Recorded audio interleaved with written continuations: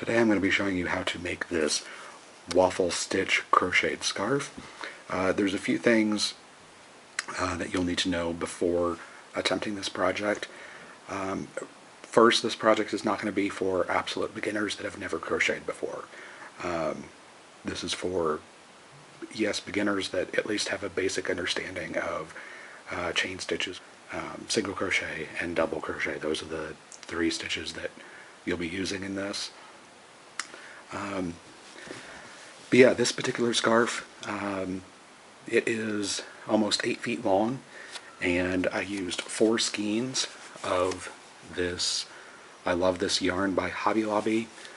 Color that I used is, get without a reflection, 510 blue camo stripe, and this is what it looks like. I also used a size J 6mm crochet hook to do this. This scarf is 35 stitches wide. For this pattern you will need an odd number of stitches. You can make it any width that you want, you can make it any length that you want. For kids I would suggest doing maybe 20 stitches wide, but since I am a grown male I chose 35. And this scarf is kind of a yarn hog because this particular stitch, it is two-sided. And it is very dense, it's very thick, it's very plush.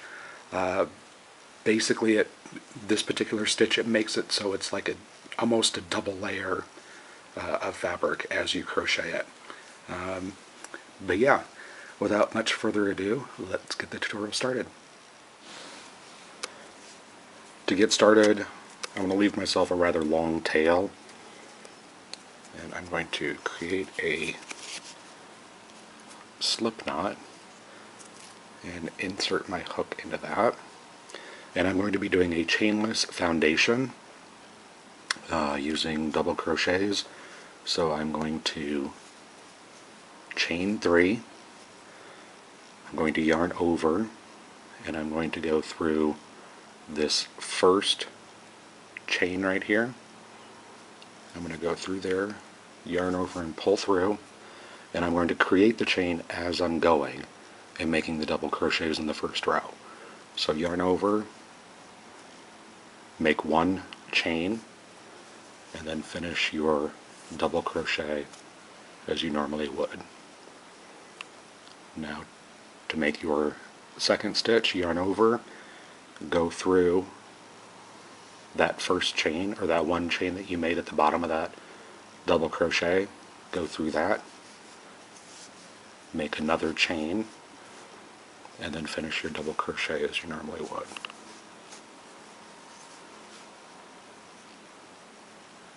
Go through that chain 1, make another chain 1, yarn over, pull through 2, yarn over and pull through 2.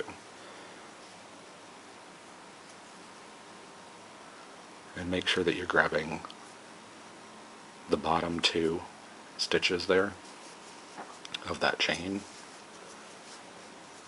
So chain 1 and double crochet. And you can see that is creating our first row of double crochet without using a chain.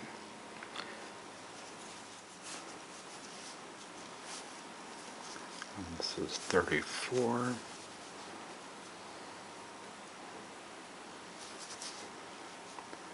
And this is going to be 35, so this will be the last stitch in our row. I'm going to chain 1, but because this is the last stitch on our foundation row, I'm going to actually do a chain 2, and then finish with our standard double crochet like that, and that gives it more of a square shape at the bottom. And the reason I like doing the chainless foundation is that the bottom looks like the top of a standard row. You don't have the loosey bits of a standard chain. So whenever I'm doing projects that have this, or have normally a chain at the bottom, I always do the chainless foundation so it looks nice like that. Alright, at the end of every row we're always going to chain 2, and we're going to turn our work Now it doesn't matter if you start with row A or row B. It'll be the same. It doesn't matter. So I'm going to yarn over in row A is you're going to do a front post double crochet on your second stitch, which is this stitch right here. This is your first stitch, that's your second. So you're going to do a front post double crochet. So you're going to insert your hook behind the stitch, and you're going to work a double crochet. The next stitch is going to be just a regular double crochet in the top, and you're going to go through both loops on the top. And then you're going to, the next stitch, you're going to do a front post double crochet, and next stitch a regular double crochet through the top, both loops. And you're going to do this all the way across, alternating front post double crochets and regular double crochets.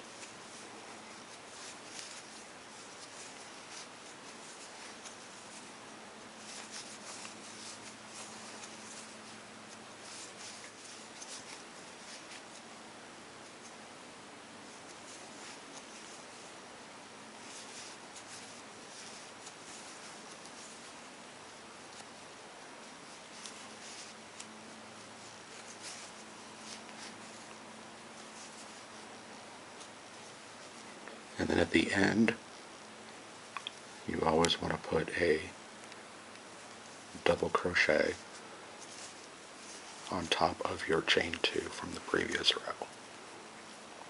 Just like that. So that is the end of row A, and it looks like that. Now for row B, we're going to chain 2 again, and we're going to turn our work. And row B is almost like row A, except for the fact that you start with a regular crochet in that second stitch right there. And then you're going to do a front post double crochet in the third stitch, like that. And then you're going to do a standard double crochet. Now this is where it kind of makes it easy to follow along when you're in the pattern, in the middle of a work, is that this stitch right here that you want to do a front post double crochet through, it actually sticks out. And those stitches that stick out are the ones that you want to do a front post double crochet through. These stitches that sink or fall down below, those are the ones that you want to do a regular crochet in. So that, or regular double crochet. So that will help you keep track of where you're at. The only difference really between the two rows is the beginning. Row A, you start with a front post double crochet. Row B, you start with a regular double crochet. So I'm going to keep going through row B.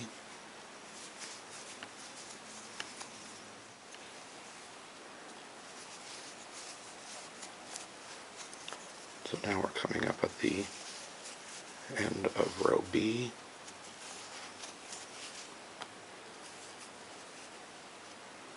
And you're going to end with a, where am I at here? Wrong stitch. And when you first start doing this, you want to make sure that you're going into the right stitch. Like there, I did not go into the right stitch. You want to go into the top of this stitch right here. This one right here, right there, is actually the top of the stitch that you just did the front post double crochet on. So don't make the mistake of going through that stitch. You want to make sure that you're going through the top of this one here, the next stitch. So the end of row B is going to be a double crochet, and then again a double crochet through the chain 2 from the previous row.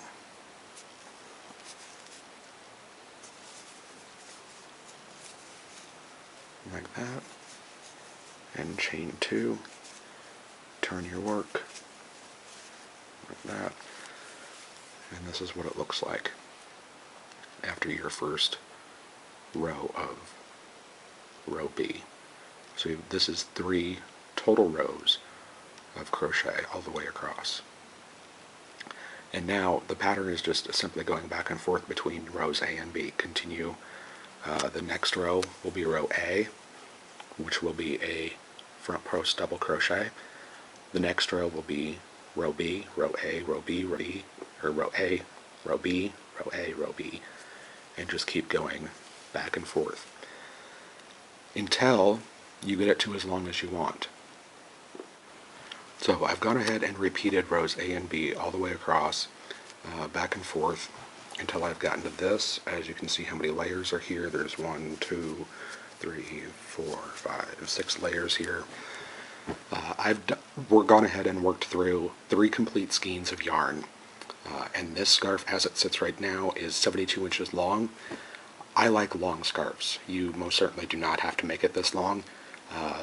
3 skeins will be plenty, especially if you don't make it as wide as I do. But since I like them wide and long, I'm using so many skeins of yarn. Anyway, so before we do the fringe, or put the fringe on, this is the last row that I did. Just happens to be a row B. I'm going to put my hook through the yarn there. I'm going to chain 1, turn my work, and for the very last row, all you're going to do is single crochet through the top of each stitch.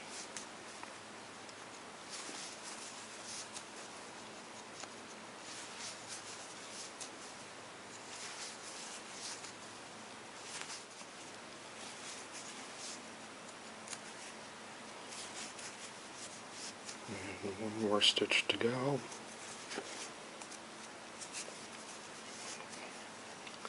Like that. Yarn over. Give yourself plenty of tail so that way it hangs down with the fringe and you don't have to weave it in. Just pull it through and pull tight. And that is the top of the scarf, or the end I should say. Alright, now I'm going to go ahead and make the fringe for this using the 4th skein of yarn.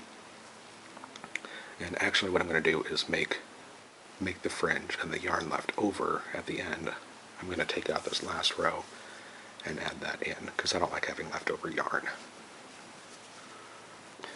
So I've gotten that last row done, and now I'm going to start working on the fringe. But before I do that, I need to know how many pieces of yarn I need to cut for this fringe to work. Because I have made this 35 stitches wide, I'm going to put a fringe in every other stitch here. So that would mean, and I'm going to have one at the beginning and one at the end. So technically I'm going to have 18 pieces of fringe, or 18 fringes across each end. And because I have 2 ends, therefore I need double that amount. So a total of 36 fringes is what I need. Because I want 4 strands per fringe, I'm going to need 4 times 36, which is 144. I know this is all math and it might be complicated, but it depends on how many stitches you have, how many fringes, or how many pieces of yarn you want in each fringe, blah blah blah. So I've already worked it out. I need 144 pieces of yarn to do a fringe on both ends. So I'm just taking a book here.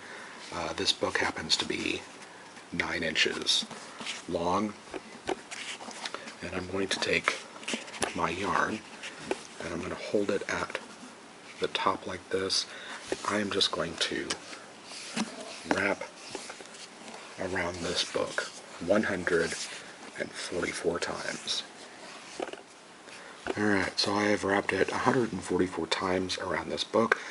Actually, there's maybe half a dozen more because I just want to make sure that I have enough.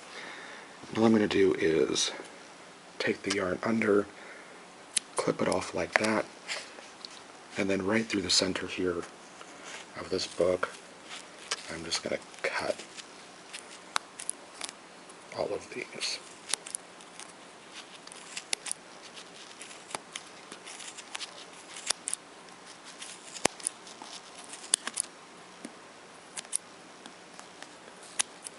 Just like that. Fold these up. And then here are all of our fringe pieces. Now what you want to do to make the fringe is grab your predetermined, however many you decided that you wanted for a fringe, pieces of yarn, fold them in half,